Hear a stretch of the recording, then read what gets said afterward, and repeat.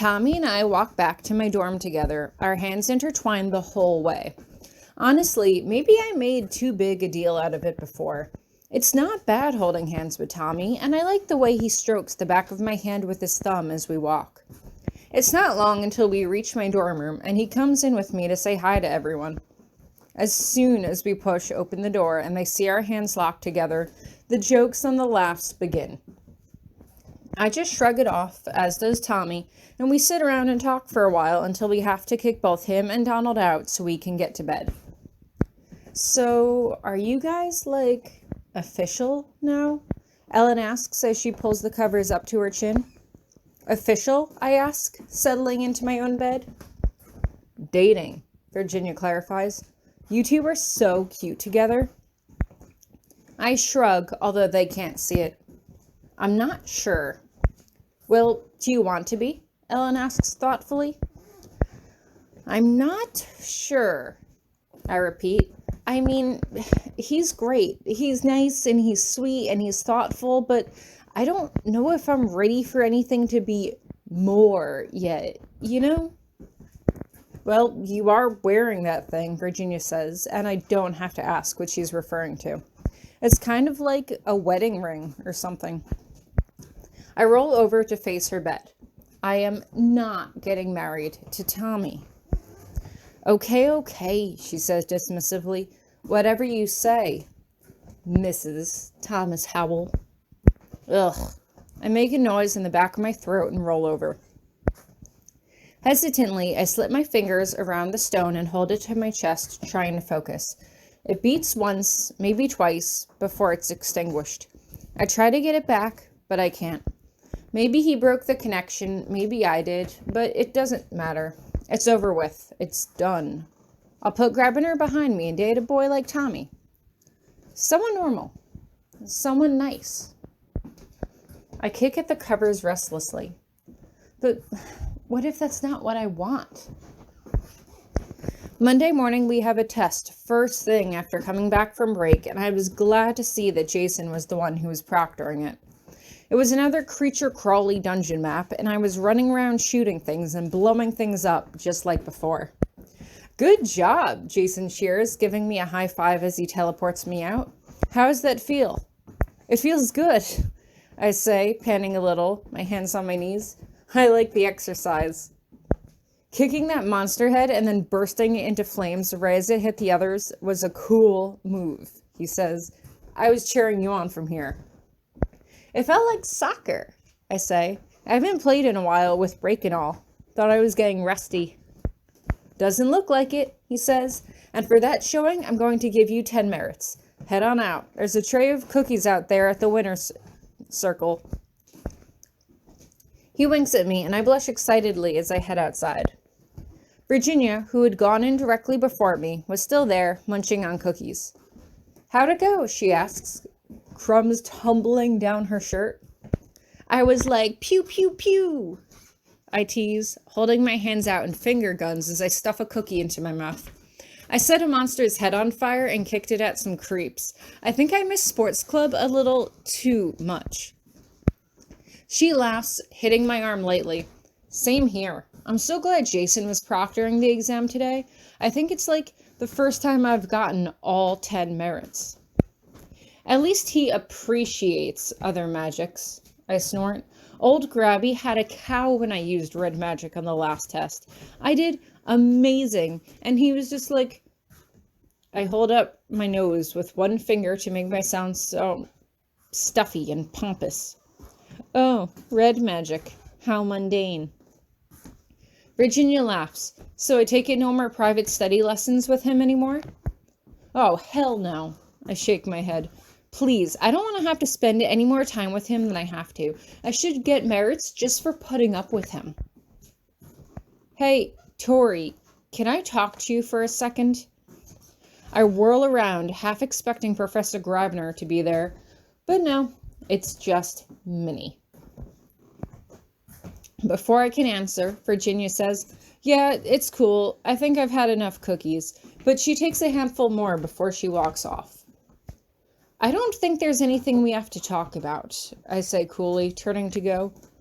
Wait, she says quickly. I don't have time now to explain everything, but can you meet me in the library tonight around 6? It's about, you know. She shifts uncomfortably. Really? I ask. I glance over my shoulder to make sure no one else is around. Okay, first of all, I'm over it. I'm over everything. Secondly, the library? Really? As if I haven't had enough trouble there for 1 year? She looks at me strangely.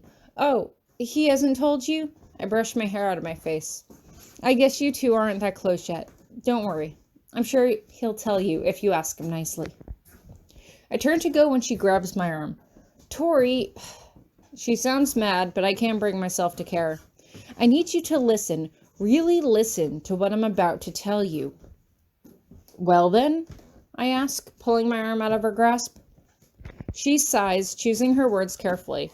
There is nothing romantic going on between me and Professor Grabiner.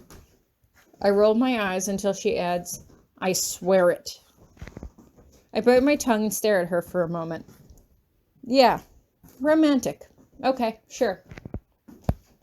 Or that other way, she says, and she seems kind of grossed out at the implication. Look, I can tell you that there's more going on here, more that you don't know. But if you'll just meet me and Professor Grabiner tonight at 6 in the library. Me and Professor Grabiner. Now I do roll my eyes. Wow, how convenient that you mention that now. It's almost like you knew I wouldn't go if you told me that he would be there. I raise my eyebrows and shake my head as I stare down at the floor and make a decision. Have a good night, Minnie. I start to walk away, but she's clearly not done. He's still wearing his, I can't help myself. My head snaps back around instantly. I storm towards her. How'd you know about that? He told you about that? It's not what you think, she starts, and I can feel myself growing hot. You're in danger and... Tori! Jason comes out of the room. I stop cold in my tracks and the ball of energy that I didn't realize was growing in my fist fizzles out. What's going on? You know using magic on other students isn't allowed. I hold up my hands innocently as Minnie scurries away. I wasn't doing anything, I say quickly. Just joking around, that's all. He sighs and shakes his head. I don't think you'd hurt anyone, Tori, but I don't have a choice. You have detention with Professor Grabiner this Saturday. No, sir, please. Sorry, Tori, he shrugs. That's the rules. I don't have a choice here. No, please, I say quickly, and there's urgency in my voice that makes him turn around to face me. I don't know how to explain to him that I think Professor Grabiner has been doing weird experiments on me because I fully don't understand it myself just yet. I don't know what he'll do to me. Please. He sighs and shakes his head. Sorry, kiddo. Detention. Saturday. I shake my head with disgust and storm out of the room. How do I tell Virginia and Ellen about what had just happened? The short answer is, I don't. Instead, I head straight for Tommy's room. I rap on the door and call his name. Hey, Tommy, you in there? One sec, he calls, and I can hear shuffling of things being moved around as he opens the door. Hey, Tori. He smiles at me, but stops when he sees my face. What's wrong? I got detention. My shoulders slump and he takes my hand, closing the door behind him. Want to take a walk? I nod my head like a little kid. Okay, let's go. So you want to talk about why you got detention? He asks. Did something happen with Grabby again? No. I shrug. Me and this girl got into an argument after class. I was mad and I didn't realize that I was summoning magic. I hold out my free hand and pull my energy into a small orb of light that rises out of my palm. I close my fingers around it quickly, dispelling it. I wasn't going to do anything with it. I wasn't going to hurt her, but Jason saw it and said, I don't know. He said he didn't have a choice. Wait, Jason gave you detention? Tommy asks. Ugh, that's rough. I didn't think Jason gave detention to anyone. Yeah, well, I guess I'm special. I huff.